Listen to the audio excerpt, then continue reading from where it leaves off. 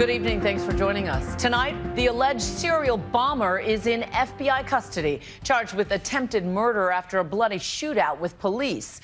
Investigators believe he coordinated 3 terror attacks using homemade bombs, and we're now learning more details about how this young man, a U.S. citizen born in Afghanistan, may have become radicalized. Was he a lone wolf? Here's ABC senior justice correspondent Pierre Thomas. It was mid-morning as surveillance cameras spot the New York region's most wanted man, Ahmed Khan Rahami. On the run, gun in hand, police in hot pursuit. There's a guy shooting a gun, shots fired. It all ends with Rahami wounded. You can see him in this photo lying on the ground.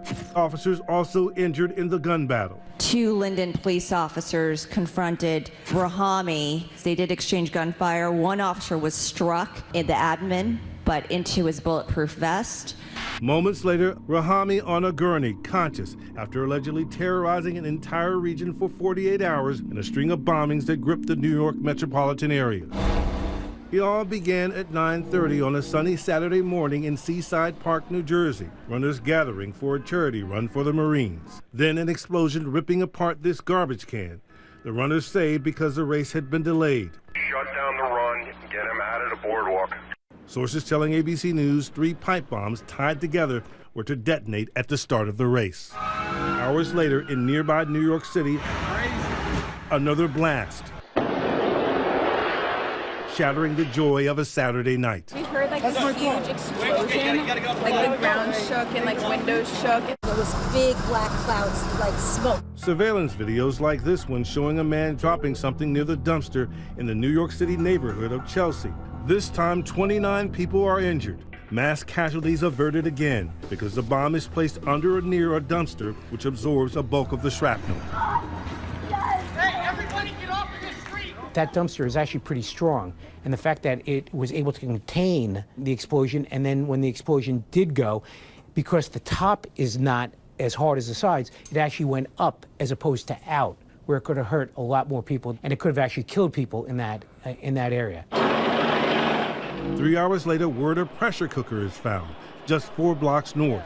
At first, authorities don't think the incidents are related, but then around 11 p.m., a major clue breaks the case wide open. An undetonated pressure cooker bomb, just like those used in the Boston Marathon bombings with deadly consequences.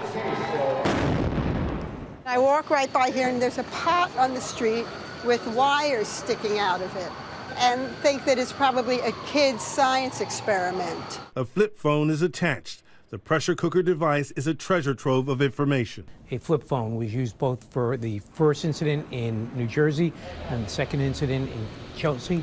That's a clue that they were in fact connected. The authorities, FBI, NYPD, were able to trace this phone very quickly. Police are also able to lift a fingerprint from the pressure cooker. And the cell phone leads police to Rahami. A naturalized U.S. citizen born in Afghanistan, Rahami graduated from Edison High School in New Jersey in 2007, and according to a friend, was a young father. Ahmed had a girlfriend who became pregnant, who was far along in her pregnancy at the prom, and I know they ended up giving birth to a baby girl. He attended junior college for a year, then worked in his family's restaurant, First American Fried Chicken in Elizabeth, New Jersey. The restaurant became the source of conflict in the neighborhood. We had some code enforcement problems and noise complaints. The city imposed a 10 p.m. closing time for the restaurant, but Rahami's family filed a lawsuit claiming discrimination because they're Muslim. And there were other problems. Court records reviewed by ABC News show Rahami was accused of stabbing a relative in the leg 2 years ago, but a grand jury failed to indict him.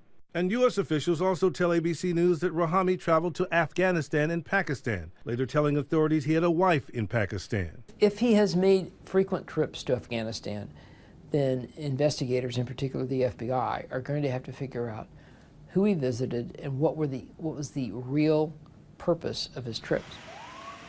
By Sunday night, police are locking in on Rahami as their primary suspect. 5 of Rahami's family members are detained on a New York City bridge. Police suspect they're headed to fly out of JFK Airport, but later the family is released. Then, just after 8:30 Sunday night, 2 men find a backpack near the train station in Elizabeth. It contains 5 pipe bombs, and as police attempt to disarm the bombs, one of the robots cuts the line, causing this explosion. Fear spreads across the New York region. Tension is particularly high because the UN General Assembly is in session, and leaders from around the world are arriving. And by now, the bomb scare has made its way into presidential politics. Just before I got off the plane, a bomb went off in New York, and nobody knows exactly what's going on. Obviously, we need to do everything we can to support our first responders. Early Monday morning, police make the critical decision and release Rahami's name and photo, sending this text to everyone in New York City. Then police get a tip. Approximately 10:30 this morning, the owner of a bar in Linden called about a suspicious person sleeping in the hallway of his establishment. It was the alert eyes of Linden, New Jersey bar owner Harry Baines who made the stunning discovery. I just spoke to him nicely, and it was my gut reaction. Something told you to call the police. Baines says after alerting police to Rahami's location, the confrontation began, ending in that hail of gunfire. I think he had no plan and realized he was in deep trouble, took off, was tired, found a hallway to sleep in, and it sort of goes to his unsophistication, I think. Sources tell ABC News Rahami is not cooperating, initially failing to even give his name. Tonight, they're searching his home.